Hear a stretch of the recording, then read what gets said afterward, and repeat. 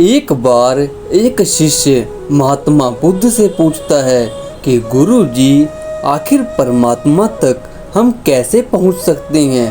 परमात्मा को हम कैसे पा सकते हैं? या परमात्मा तक पहुंचने का कोई साधन है या नहीं है? तब महात्मा बुद्ध कहते हैं कि ध्यान एक ऐसी प्रक्रिया है जो हमारे मन, शरीर और इंद्रियों को शांत एवं स्थिर कर देती है। जब धीरे धीरे ध्यान की तरफ हम बढ़ते हैं तो हमारा मन शांत और एकाग्र होने लगता है। उसी बीच में पराशक्ति का अनुभव होता है। परम प्रकाश परमात्मा का एक वास्तविक स्वरूप है, जिसके दर्शन के बाद साधक परम शांति एवं परम आनंदित हो जाता है। ध्यान है चित्त को संतुलन करना और उसे परमात्म स्वरूप में नाम में स्थिर रखना।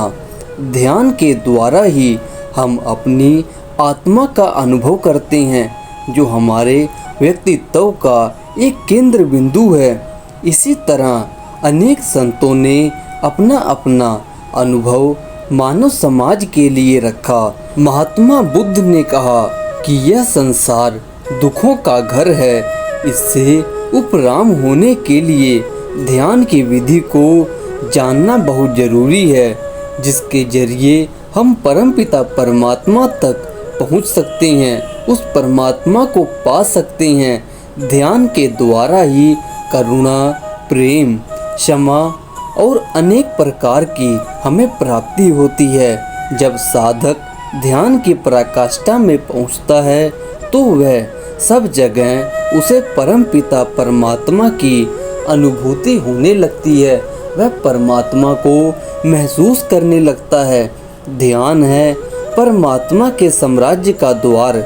यदि सूर्य की किरणें बिखरी हुई हों तो वह कागज को जला नहीं सकती, लेकिन अगर उन्हें एक खुर्दबीन के शीशे के द्वारा केंद्रित कर दिया जाए तो उनसे अग्नि प्रकट हो जाती है।